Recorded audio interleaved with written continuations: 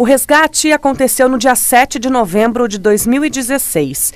Guardas municipais foram até o imóvel com voluntárias das ONGs e constataram que a maioria dos cães estava com ferimentos e infestado de parasitas. A denúncia surgiu após uma pessoa comprar um cachorro doente. A protetora da Focinho Abandonado, Renata Negrão, esteve no local e relatou a falta de estrutura e maus tratos. Eles estavam em péssimo estado, todos misturados com sujeira, muita mosca, eles estavam muito doentes, eram muitos animais por baia, era até um conflito. A gente achou, inclusive, que eles eram bravos, porque eles estavam realmente muito estressados pelo tamanho do local que eles estavam colocados.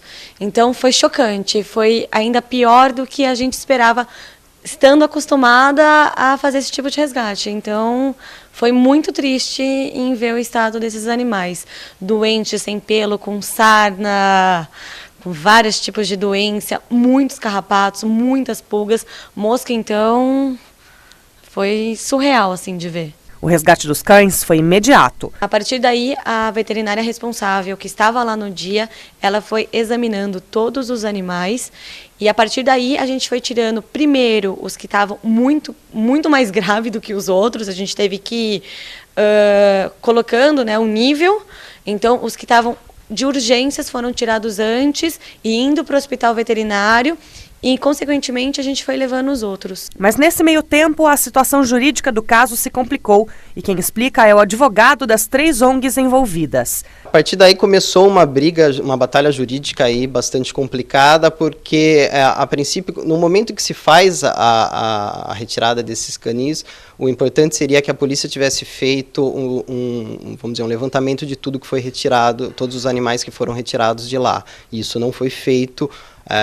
Contudo, imediatamente após o resgate, as associações levaram todos esses cachorros para exames, ou seja, elas tinham exatamente quantos foram retirados e quais eram esses cachorros. A falta de perícia oficial naquele momento fez com que a justiça optasse pela devolução dos cães ao canil, mas as ONGs recorreram e permaneceram com a guarda.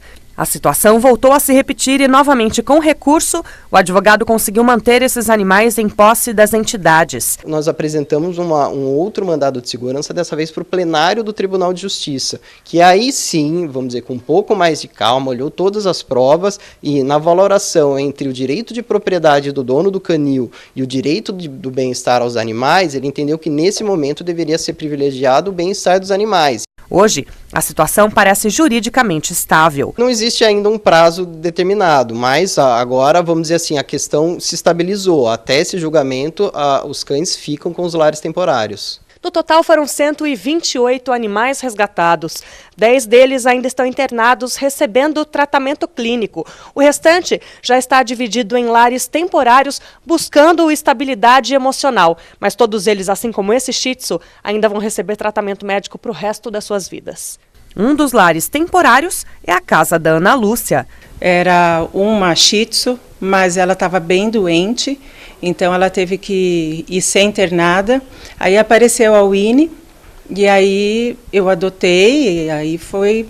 Ela estava muito judiada, ela tinha bastante medo de escuro, tem até hoje medo de mosca. E aí com o tempo, né, ela foi sendo bem tratada, então hoje ela está super bem. Perto do que ela veio, ela está outra cachorra mesmo. A decisão acabou influenciando a advogada, que hoje é 100% a favor da adoção.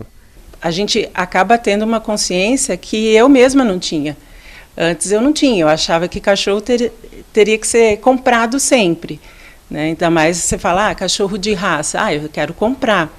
Mas é aquilo que a Renata estava falando, que a gente tem que ver de onde é, né? Então, quando você vê um lugar que vende a rodo, que vende vários, a coisa não está certa. Então, hoje eu vejo com outros olhos. E a protetora da ONG Focinho Abandonado deixa o alerta. Por favor, não compra pela internet, porque tem muita gente que vende o bichinho como se fosse um produto e não é uma vida.